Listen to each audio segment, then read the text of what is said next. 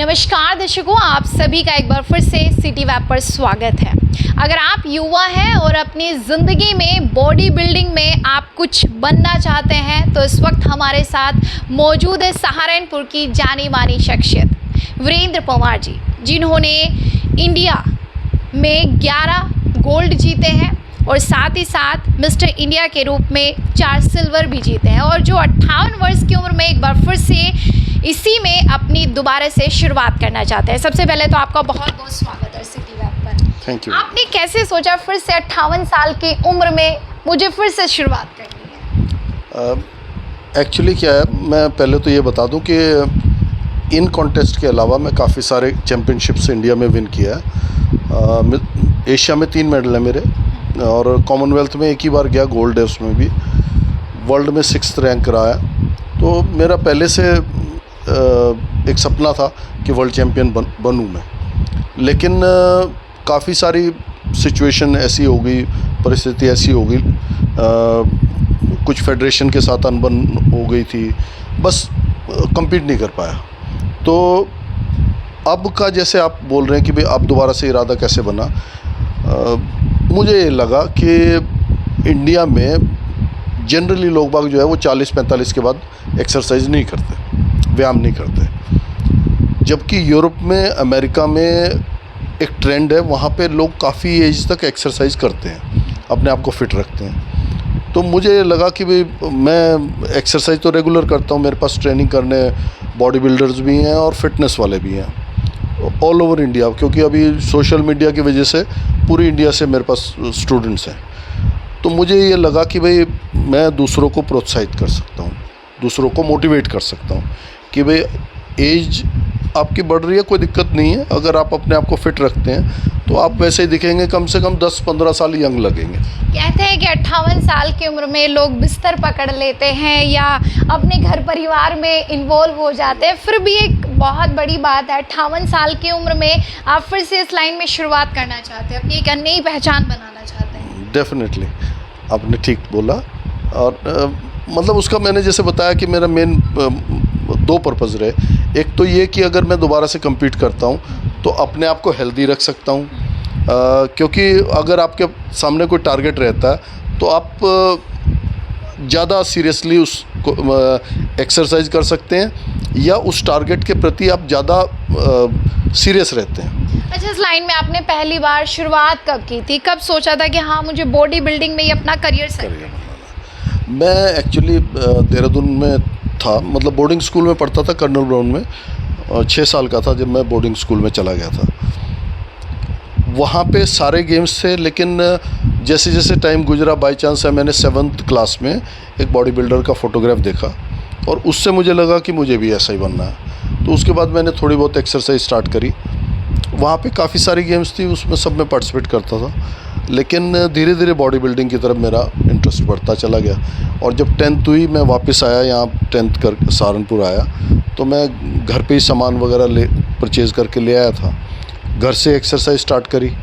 फिर यहाँ पे कुतुब शहर में अखाड़ा है, तो तब जिम वगैरह होते नहीं थे। ये मैं 1982 की बात बोल रहा हूँ। तो 82 में जिम वगैरह होते नहीं थे, तो वो अखाड़ा है कब्रिस्तान में, वहाँ से मैंने शुरुआत करी। पहले तो संसाधनों की भी बहुत कमी रही होगी, जिस तरह से अब सभी के पास घर पे भी जिम के संसाधन रहते हैं और जगह जगह जिम खुल गई है। पहले कैसे आपने एडजस्ट किया अपने? पहले जिम के नाम पे तो कुछ होता ही नहीं था।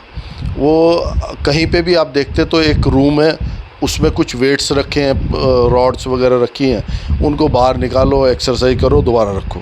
मतलब हमारे एरिया में तो एटलीस्ट यूपी में या वेस्टर्न यूपी में तो यही ट्रेंड था। और मैंने तब तक जिम देखे भी नहीं थे। मतलब इंडिया में जिम बहुत बड़े शहरों में बहुत रेयर थे, छोटे शहरों में तो कोई मतलब नहीं था। लोग जानते ही नहीं थे बॉडी बिल्डिंग क्या है, फिटनेस की तरफ ज़्यादा लोगों का रुझान भी नहीं था। लेकिन मैं बाहर वालों को देख के जैसे इंस्पायर हुआ तो स्टार्ट करी और फिर कॉन्टेस्ट वगैरह में पार्टिसिपेट करने लगा। घर वाले भी थोड़ा परेशान थे, क्योंकि तो घर वालों से सपोर्ट कैसा रहा? नहीं, घर वालों से सपोर्ट बिल्कुल नहीं रहा, क्योंकि मेरे फादर साइंटिस्ट थे, एग्रीकल्चर साइंटिस्ट थे।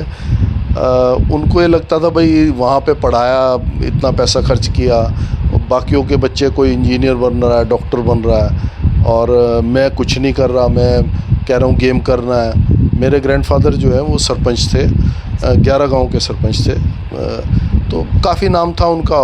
उनको भी आके लोग बोलते थे कि भाई वो सरपंच का पोता, वहाँ पे जंदेड़ा गांव से बिलोंग करता हूँ मैं, तो कि भाई सरपंच का पोता है, वो पढ़ लिख के पता नहीं क्या करने लगा, पहलवानी सी करने लग गया।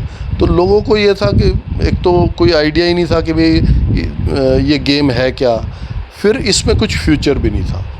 लेकिन मेरा डिटर्मिनेशन था, जुनून इतना ज़्यादा था कि भाई मुझे गेम करनी है। तो फैमिली में से किसी एक का भी सपोर्ट, मम्मा या पापा, किसी का भी सपोर्ट था? नहीं, स्टार्टिंग में किसी का नहीं था। बाद में वो परेशान थे, दुखी थे, और उनका परेशान होना जायज़ था, इसमें कोई दो राय नहीं, क्योंकि मैंने बोला मैं पढ़ूंगा नहीं। फिर खैर पढ़ने लगा यहाँ पे सेंट मैरीज में, मैंने 12th करी, फिर JV जैन कॉलेज से BCom किया मैंने। तो उसके बाद फिर आगे छूट गई, फिर मैं गेम में पूरी तरह से लग गया था। तो लेकिन हाँ, जैसे प्रोग्रेस होने लगी उसके तो बाद जब आपने पहला मेडल जीता तो परिवार वालों ने क्या कहा? खुश हुए? बस स्टार्टिंग में तो छोटे, मतलब जैसे स्टेट लेवल तक के कॉन्टेस्ट विन करता रहा, तब तक तो कुछ नहीं था। फिर जब इंडिया में पोजीशन आ गई तो उसके बाद और जॉब मिल गया इसी बेस पे। JCT में था मैं, थापर ग्रुप की कंपनी है, तो उसमें जॉब तो मिल आपने गया। जॉब भी की है? हाँ, 10 साल में उसमें था, उसमें डिप्टी मैनेजर था। तो गवर्नमेंट जॉब मिलता रहा मुझे, लेकिन मुझे लगा कि ये ज़्यादा अच्छा है मेरे लिए, फैसिलिटीज़ बहुत ज़्यादा थी। तो जब जॉब भी उस बेस पे मिल गया और इंडिया में मैं विन कर रहा था। 1993 में मैंने ओवरऑल टाइटल इंडिया में जीता पहली बार, JCT क्लासिक दिल्ली में। वो ओपन कॉन्टेस्ट था, उसमें कोई वेट कैटेगरी नहीं थी, और फर्स्ट प्राइज़ 50,000 था। अब 1993 में 50,000 की वैल्यू बहुत तो क्या किया आपने? उससे प्लॉट खरीदा था हमने उस टाइम प्लॉट आ जाता था, तो उस 50,000 की उस टाइम वैल्यू बहुत थी। और फिर जॉब भी मिल गया था, तो लोगों को लगा कि यार वाकई कुछ बड़ा काम कर रहा है। और तब दूरदर्शन होता था, सिर्फ दूरदर्शन पर न्यूज़ आई तो लोगों ने देखा तो हैरान हुए, क्योंकि तब तो मम्मी पापा भी बहुत खुश हुए? हाँ, डेफिनेटली उसके बाद से तो सभी खुश थे, और सभी का देखने का जो नज़रिया था वो बदल गया, वो थोड़ा चेंज हो गया? पूरी तरह से चेंज हो गया था। लोगों ने को पहले लगता था भाई ये किसी लायक नहीं है, लेकिन फिर उनको लगने लगा कि भाई अपने बच्चों को समझाते थे कि भाई उसकी तरह बनो, उसके पास बैठो, उससे कुछ सीखो। तो अभी आपने 60 की उम्र में ये फिर से शुरुआत करने की कोशिश की है, और बहुत अच्छी बात है, आप इस उम्र में भी आगे बढ़ना चाहते हैं और अच्छे मेडल को जीतना चाहते हैं। तो क्या कहेंगे, क्या फैमिली का अभी भी सपोर्ट है, और क्या लगता है कि सच में वो अचीव आप कब तक कर पाएंगे? मैं नेक्स्ट ईयर ही कर जाऊंगा, मुझे पूरी उम्मीद है मैं नेक्स्ट ईयर वर्ल्ड चैम्पियन बनूंगा, ईश्वर की कृपा रही। नेक्स्ट ईयर चलो, मेरी भी आपको बेस्ट विशेस रहेंगी। हाँ, बिल्कुल बनूंगा मैं। सहारनपुर के जो युवा हैं उनको क्या कहेंगे, जो इस क्षेत्र में आना चाहते हैं और अपना करियर सेट करना चाहते हैं? उनको मैं ये बोलूँगा कि बहुत अच्छा करियर है, और बस सिर्फ ये है, देखो हार्ड वर्क है, मेहनत है, डेडिकेशन है, एक डिसिप्लिन है। अगर आप किसी भी लाइन में, किसी भी क्षेत्र में आगे बढ़ना चाहते हैं तो डिसिप्लिन तो मस्ट है, और मेहनत भी करनी पड़ेगी आपको। तो आसान तो कुछ नहीं होता। अगर आपको नाम चाहिए, शोहरत चाहिए, लेकिन आज बॉडी बिल्डिंग में एक बहुत अच्छा करियर बन सकता है। गवर्नमेंट जॉब्स बहुत सारे अवेलेबल हैं, तो बहुत अच्छा करियर बना सकते हैं जो भी इसको स्टार्ट करना चाहते हैं बॉडी बिल्डिंग को। देखिए, एक सहारनपुर की आप जानी मानी पहचान है बॉडी बिल्डिंग के। अगर करियर की हम बात करें तो हमारे युवा ये भी जानना चाहते होंगे कि आपका जो डेली का रूटीन है, या आपका जो खान पान है, वो किस तरह का रहता है। आप उनसे भी थोड़ा सा शेयर करें। डेली का जो रूटीन है वो तो ये रहता है कि मॉर्निंग में मैं उठता हूँ तो नाश्ता करके जिम चला जाता हूँ, और नाश्ते में क्या खाते हैं? नाश्ते में मॉर्निंग में तो कार्बोहाइड्रेट्स लेना होता है, तो मैं तो रोटी प्रेफर करता हूँ, 1 या 2 रोटी, और चाय या दूध लेता हूँ। 1 कप चाय ले लेता हूँ, नहीं तो साथ में मिल्क लेता हूँ पहले, और उसके बाद फिर जिम चला जाता हूँ। वर्कआउट किया, उसके बाद फिर प्रोटीन ले लेता हूँ। अब दिन में थोड़ा चिकन है, एग्स हैं, एग वाइट्स मोस्टली प्रेफर करते हैं, इस तरह का खाना रहता है। बाकी जो घर पे बनता है, दाल चावल या रोटी वगैरह, जो भी दाल सब्जी बनती है वो खाते हैं। इवनिंग में फिर जिम जाता हूँ मैं, और उसके अलावा गांव हालांकि बहुत ही नज़दीक है यहाँ से, 8-9 किलोमीटर ही पड़ता है, लेकिन फार्म पे जाना थोड़ा कम होता है, उतना फ्रिक्वेंटली नहीं जा पाता। तो क्योंकि ट्रेनिंग के लिए मेरे पास स्टूडेंट्स बहुत ज़्यादा हैं इस टाइम।